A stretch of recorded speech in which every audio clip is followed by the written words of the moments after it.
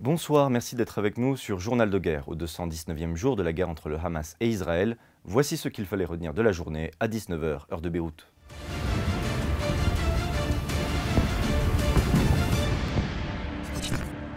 Nous commençons par un récapitulatif de la situation à la frontière libano-israélienne.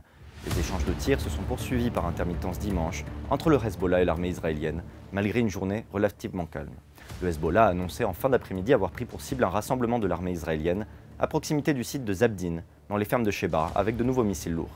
Un peu plus tôt, le parti pro-iranien avait indiqué avoir ciblé un véhicule militaire israélien transportant du matériel d'espionnage, ainsi que d'autres équipements techniques dans la caserne Honin avec des missiles guidés. Aussi, l'armée israélienne a annoncé avoir détecté un objet suspect tiré à partir du Liban. Plus tôt, l'artillerie israélienne a ciblé le village de Labouné, Naoura et la périphérie d'Al-Wazani. À Gaza, pour rappel tout d'abord, la branche armée du Hamas a annoncé samedi sur Telegram le décès d'un otage israélien retenu à Gaza depuis l'attaque du groupe islamiste le 7 octobre et dont elle avait diffusé quelques heures auparavant des images de lui vivant. Les autorités de l'enclave ont en outre rapporté dimanche que 2 médecins ont été tués lors de frappes israéliennes dans la ville de Deir el-Balah, située au centre de la bande de Gaza. Selon des correspondants de l'AFP et des témoins, l'armée israélienne a poursuivi des frappes aériennes à travers le territoire, y compris dans la ville de Rafah, à la lisière sud de la bande de Gaza, menacée d'une offensive terrestre majeure. Enfin, le Hamas a estimé dimanche que les déclarations de la veille du président américain Joe Biden sur les otages constituaient, je cite, un revers, fin de citation, pour les négociations en vue d'une trêve dans la bande de Gaza. M. Biden avait en effet estimé samedi qu'un cessez-le-feu était possible demain, c'est-à-dire dimanche, si le mouvement islamiste palestinien relâchait tous les otages retenus à Gaza.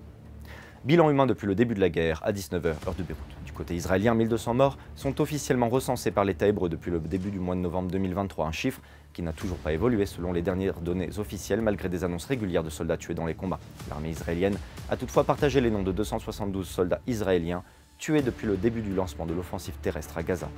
Du côté de Gaza, le ministère de la Santé a recensé près de 35 034 morts parmi les Palestiniens depuis le 7 octobre.